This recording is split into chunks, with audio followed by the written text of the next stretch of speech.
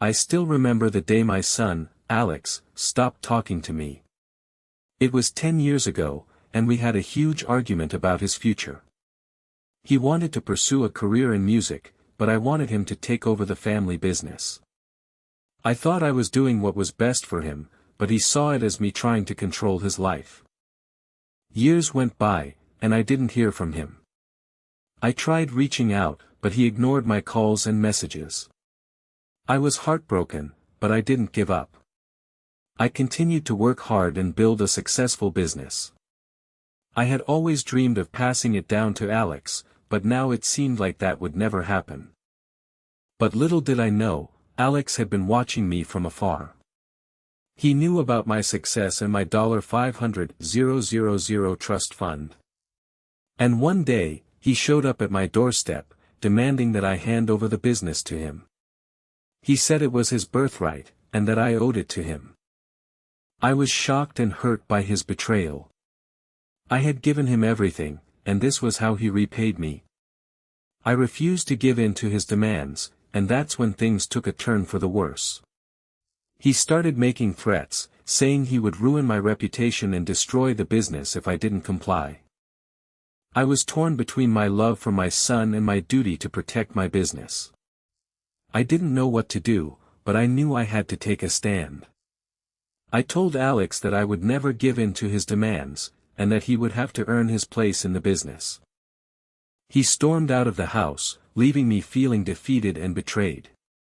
But I knew I had to keep fighting. I had worked too hard to build my business, and I wasn't going to let my son destroy it. As the days went by, I noticed strange things happening around the office. Equipment would go missing, and important documents would disappear. I knew Alex was behind it, but I couldn't prove it. I decided to take matters into my own hands. I started investigating Alex's activities, and what I found shocked me to my core. He was in deep financial trouble, and he was willing to do whatever it took to get his hands on my $500,000 trust fund. I knew I had to act fast. I couldn't let Alex ruin my business and my reputation. But what I did next would change everything. It would be a decision that would haunt me for the rest of my life, and one that would ultimately lead to a shocking betrayal that would leave me speechless. I knew I had to act fast, but I was torn between my love for my son and my duty to protect my business. I decided to call a meeting with my team to discuss the situation. We gathered in a conference room, and I laid out the facts. I told them about Alex's demands, his threats, and the strange occurrences around the office. I asked for their advice, and we brainstormed a plan to protect the business. But as we were discussing our next move, I couldn't shake off the feeling that Alex was watching us. I kept looking over my shoulder, expecting to see him standing in the shadows. My team noticed my unease and asked if I was okay. I brushed it off, but I knew I had to be more careful. The next day, I received a mysterious email with a cryptic message.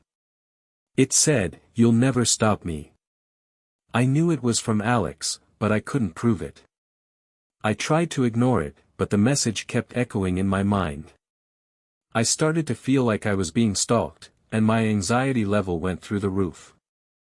As the days went by, the strange occurrences around the office continued. Equipment would malfunction, and important documents would disappear.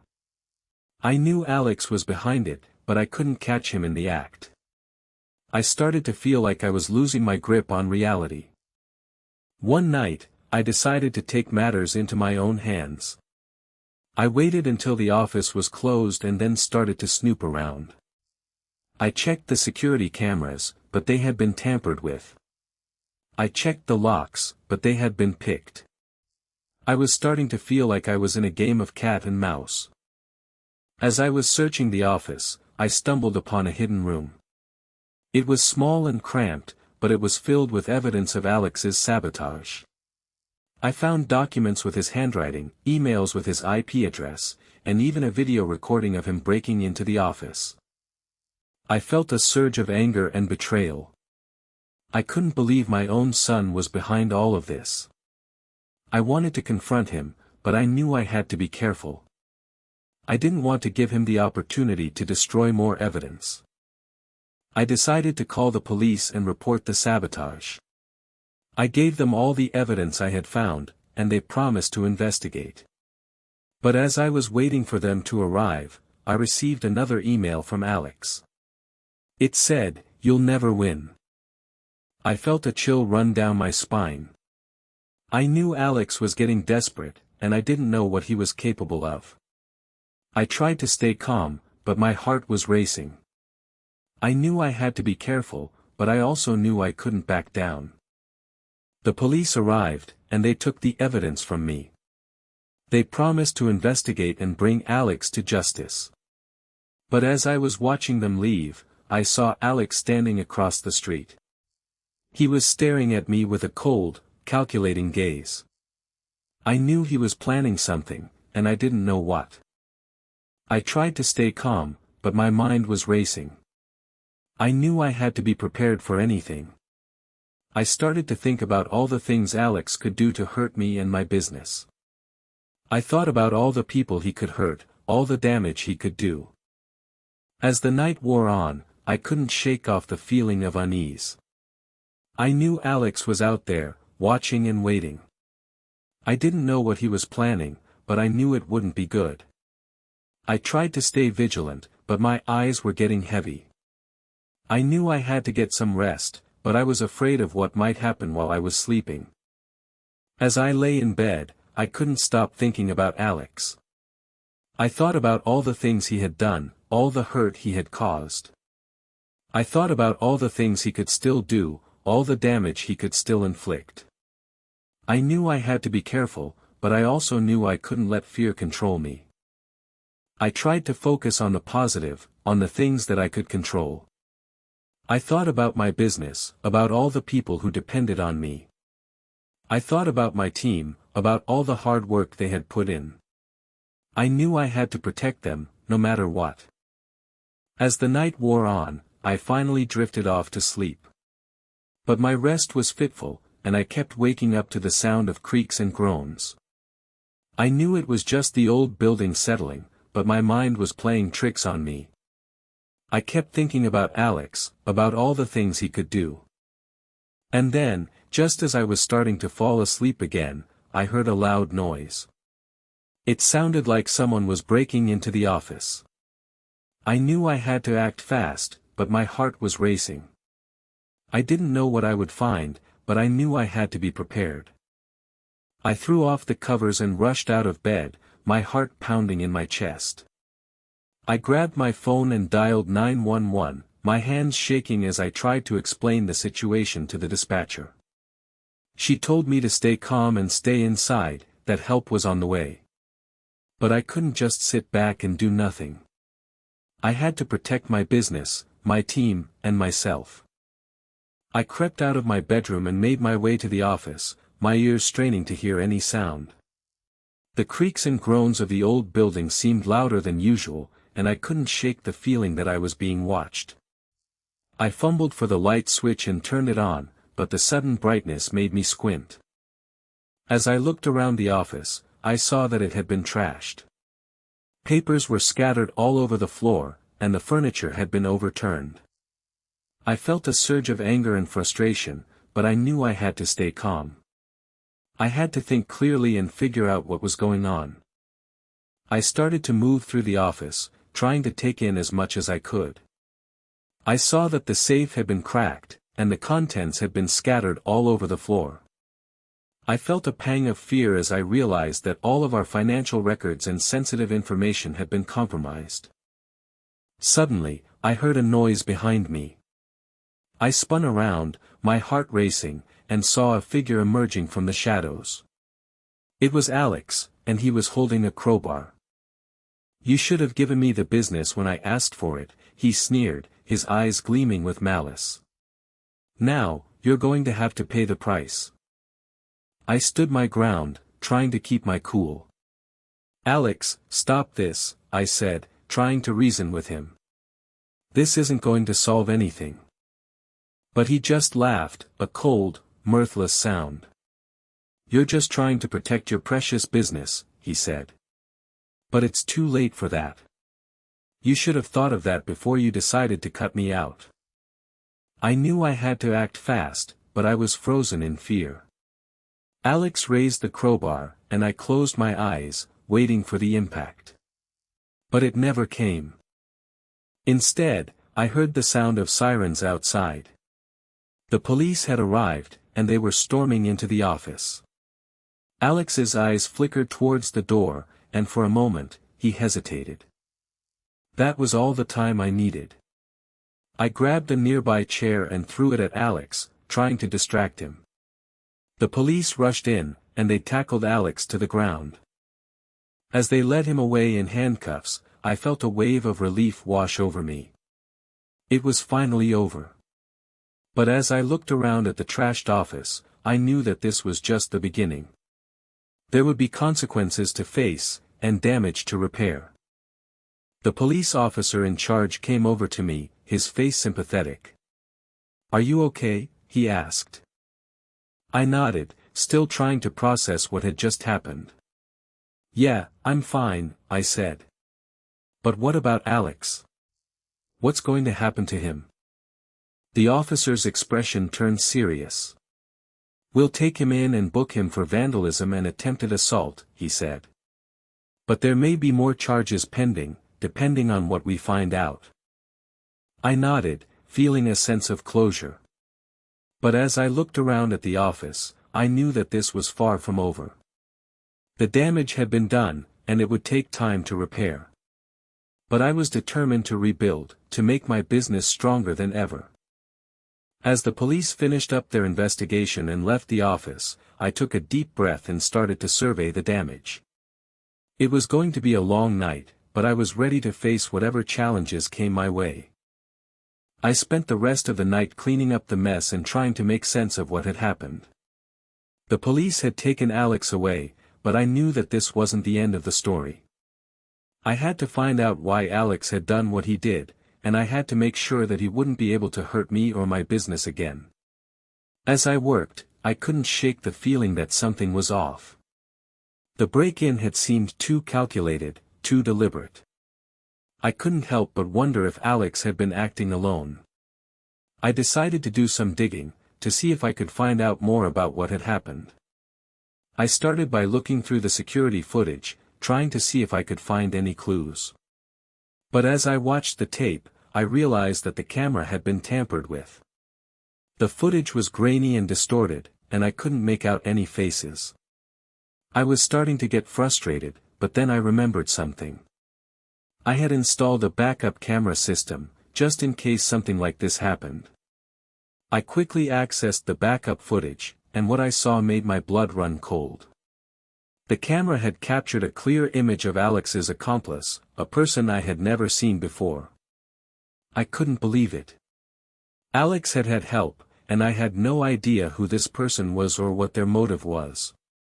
I decided to take the footage to the police, to see if they could help me identify the accomplice. As I arrived at the station, I was greeted by the officer who had responded to my call earlier. "What can I do for you?" he asked, looking at the footage in my hand. "I found this on my backup camera system," I explained. "It shows Alex's accomplice. Can you help me identify them?" The officer's expression turned serious as he took the footage from me. "Let me take a look," he said. He examined the footage carefully, his eyes scanning the image. Then, he suddenly stopped and looked up at me. "I think I know who this is," he said, his voice low. "It's someone who's been in trouble before. Someone who's got a grudge against you." I felt a chill run down my spine as I realized what he was saying. "Who is it?" I asked, my voice barely above a whisper. The officer hesitated before answering. "It's your former business partner," he said. "The one who's been trying to sabotage you for years." I felt like I'd been punched in the gut. My former business partner, James, had been trying to hurt me for years, and now I knew that he had been working with Alex. I couldn't believe it. I had trusted James, and he had betrayed me in the worst possible way. I knew that I had to take action, to stop James and Alex before they could do any more damage. But as I left the police station, I couldn't shake the feeling that I was in grave danger. James and Alex were not going to stop until they had destroyed me, and I had to be careful if I wanted to stay one step ahead of them. I decided to go into hiding, to lay low until the police could catch James and Alex. But as I looked over my shoulder, I couldn't help but wonder if I was already too late. I quickly made my way back to my car, my eyes scanning the surrounding area for any sign of James or Alex. I knew that I had to be careful, that I couldn't let my guard down for even a moment. As I drove away from the police station, I couldn't shake the feeling that I was being watched. I kept looking in the rearview mirror, expecting to see James or Alex following me.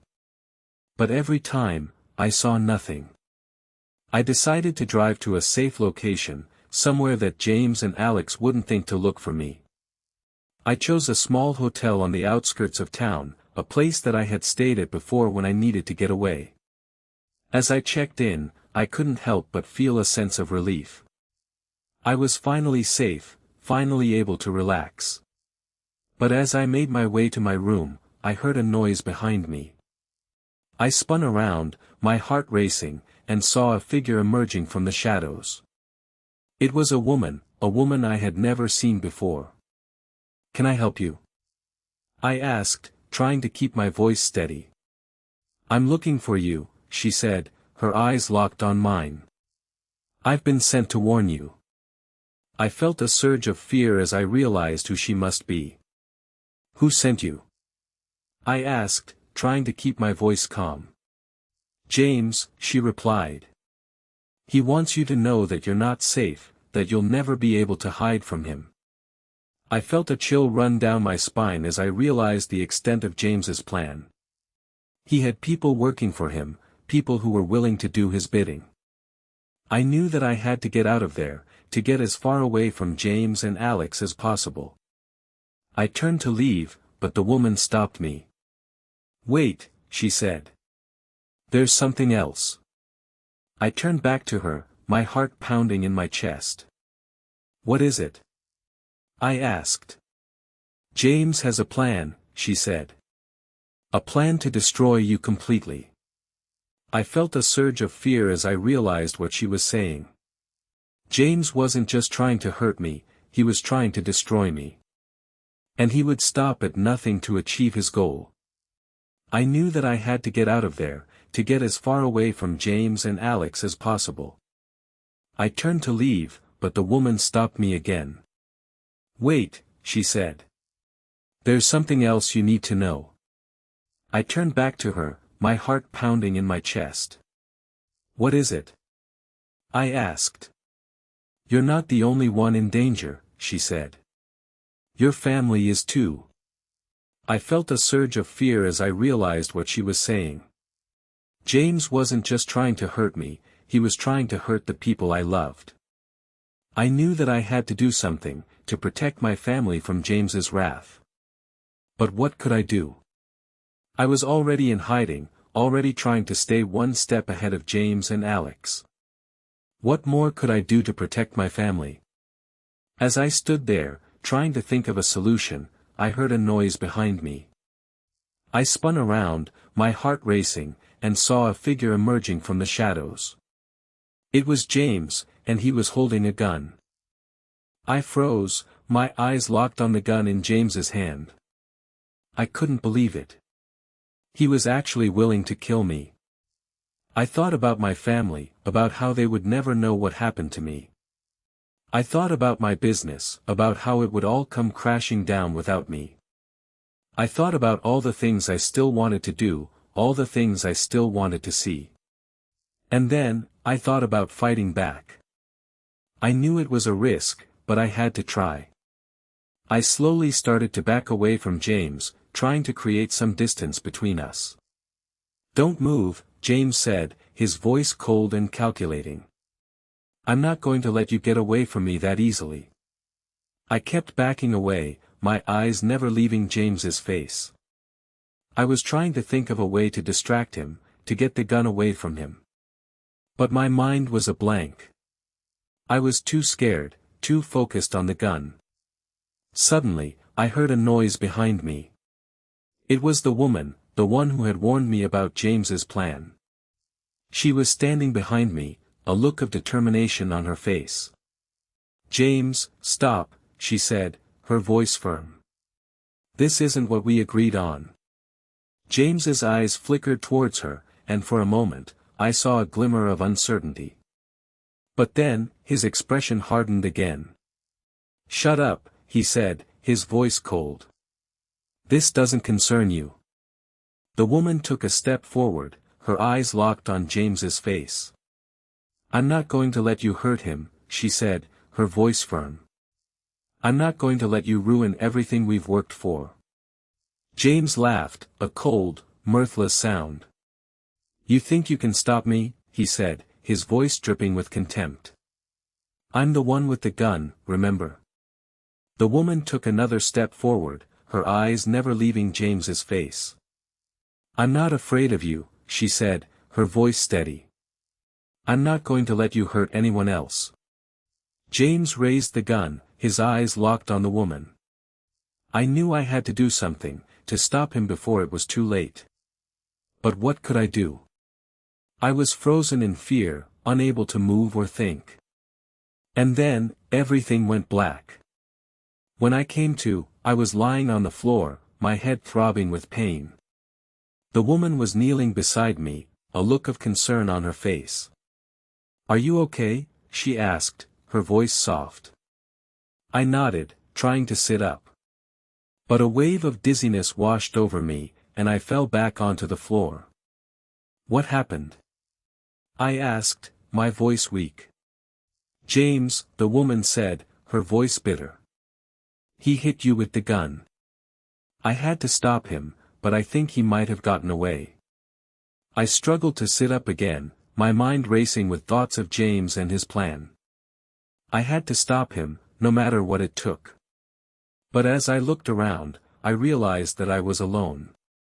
The woman was gone, and I was left to face James on my own.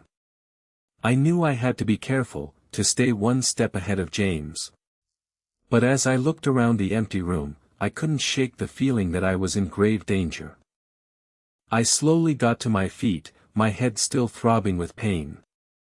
I knew I had to find James, to stop him before he could hurt anyone else. I stumbled out of the room, my eyes scanning the empty hallway. Where was he? I had to find him, had to stop him. I stumbled through the hotel, my heart pounding in my chest. I was so scared, so worried. What if I couldn't find him?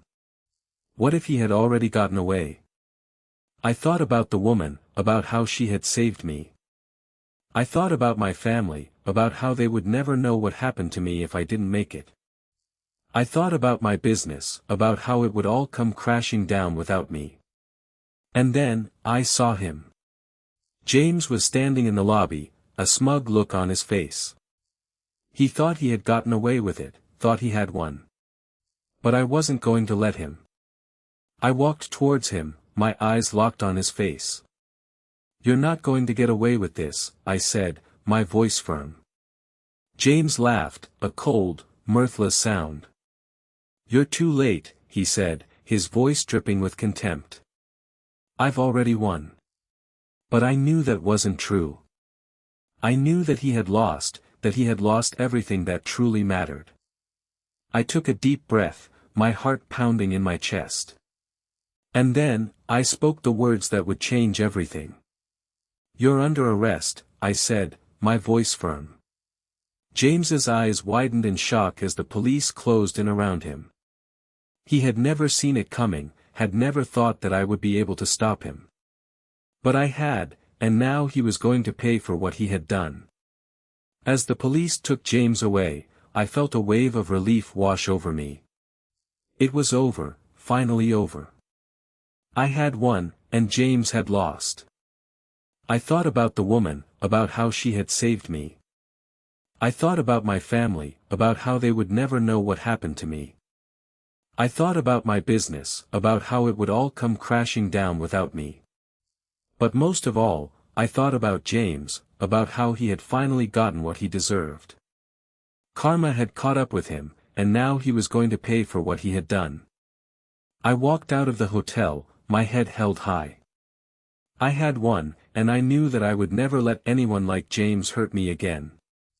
I had learned a valuable lesson, a lesson about standing up for myself and fighting back.